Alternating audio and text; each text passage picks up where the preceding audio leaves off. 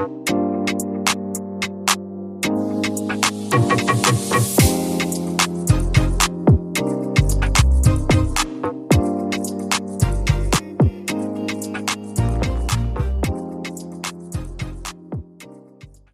everyone, welcome to this edition of my B1 B2 visa application.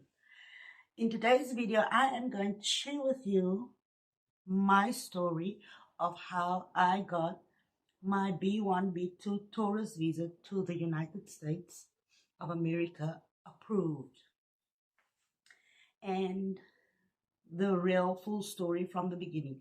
So because if I don't start from the beginning, then it's not going to be the full story, right? So if you are here, then you're probably in the process of doing or applying for your visa, or either you are awaiting your appointment. Congratulations for applying for your USA B1 B2 visa. I hope you get it. I really do hope, because I know the process is very stressful. The waiting time is very stressful, but I hope that you do get your visa approved. So, as you know, you have to fill in your DS-160 form, right? But if you fill in your DS-160 form, do not do it on your phone. Either do it on a computer or a laptop, or if you do not have one, then go to an internet cafe and do it there. It's going to take a little time to do it, but do not rush to do your DS-160 form. Take your time while you are doing it, because it is quite a lengthy form to fill in. And remember what you put on that DS-160 form. Remember what you put on there. Do not lie on that thing, because the day of your interview, when the consular put your passport number in, or your confirmation number in, and then that whole DS-160 form will pop up on his screen or her screen, and they will already have all the information on there. They will just go through it and see if you are telling the truth. Okay? So yeah, and after you have done your DS-160, they will give you a reference number so that you can go pay for your appointment. After you've paid for your appointment, you will go onto the website and you will have to schedule your appointment. Remember, keep all your forms, everything, do not throw it away. Keep it in a file and print out your instructions. Print it out, because you will need to take it with you on the day of the interview. Guys, follow the most important thing is to follow the instructions. Don't think in your mind that, oh, but I can do it this way or I can do it that way. No. Follow the instructions and do exactly what it is saying in the instructions. Okay? And next, right? With my experience, guys, I am not a professional, and I'm just a normal person, just doing my own hustle on the side. And I'm going to tell you what I have experienced, not other people, my own experience, right? Maybe this could help someone else as well, right? Always be truthful. Do not lie. Don't lie. And always just be yourself. Be yourself, because if that people see that you are nervous, it's obvious you can be nervous. Tell them that you are nervous, because that's what I did. When I got there, then I told them I'm nervous. And then the lady said, it's fine to be nervous, because if you are not nervous, then there would definitely be a problem with you if you are not nervous. So it's fine. And yeah, let's go on. So my appointment was scheduled, and then at that time when I had to go for my visa appointment, then my plans have changed, right? If you go back into my YouTube channel, and then you can see that I've just recently traveled to the Philippines. Then my plans have changed. And then I went 2 days before I had to go for my visa appointment. They send you a reminder 2 days before you go for your appointment. And then I went back onto the website and I rescheduled my appointment, not realizing that the time that I chose, again, I would not be in my country, in South Africa.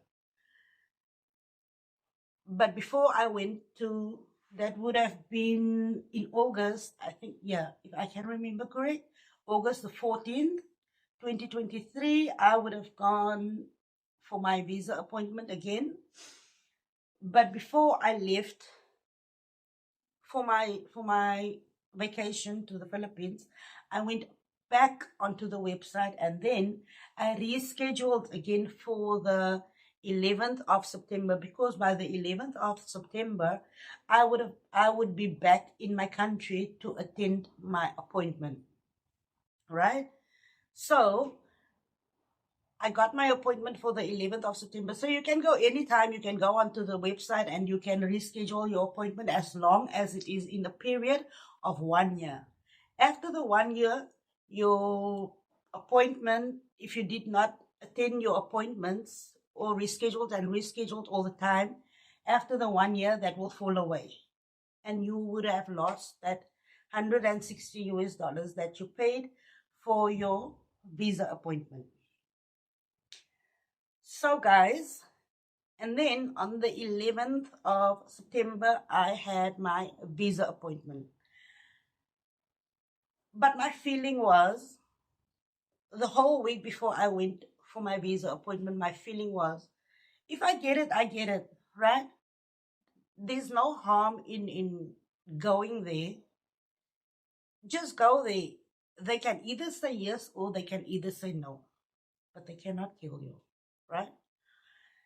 And then I went to go and prepare. I will show you guys. I will show you. I prepared this file.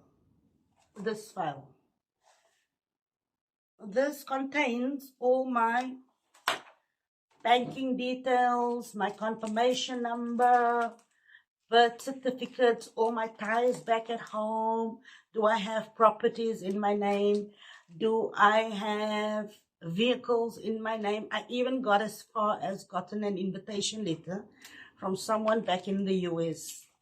So if you do have any properties in your name, then get that papers ready. If you have vehicles in your name, get all of that ready. If you have children, get their birth certificates or the identity books, ID books, get it ready. And they do want to see the original documents, not copies of it, right? So that was the file that I prepared. And yeah, and then the morning of the interview, I got up, my appointment was for 10:30 in the morning. 10:30 in the morning, Monday morning on the 11th of September 2023, right? At 5:30 is my normal time that I wake up in the morning because I need to get my child ready for school. And yeah, I get up 5:30 in the morning, and then I just sit and relax and drink my coffee as usual, my usual routine. And then my second alarm went off at 6:15. And then my anxiety built up. I'm not kidding you guys. My anxiety, I've never felt like this before in my entire life. Really, I've never felt like this. I felt emotional. I cannot even explain to you how I felt that morning, but I didn't feel good. I did really not feel good. I felt like I was going to be a failure today. I'm going to fail a test. But then I had someone spoke to me in the background, told me that everything is going to be okay and all of that, blah, blah, blah, blah, blah. But that still did not help me, because all I was thinking in my mind is, why did I do this to myself? How could I do this to myself? If these people reject my visa, then I'm gonna have a rejection stamp in my visa, in my passport, and I don't want my passport to be dirty. And yeah, so I just drove there. And things started to get better while I was driving. And when I got there, I drove. There's like a little Pick and Pay if you are from Cape Town and you do not know. In Steenberg, the USA consulate is in Steenberg. So you drive past a small little Pick and Pay, and then not 2 minutes away from the Pick and Pay, the US consulate is there. Then I drove up to the consulate and to the embassy. Sorry, to the US embassy, and then I got there and asked the security. So this is also a tip for you guys from Cape Town. If you are from Cape Town, South Africa, this is a tip for you guys.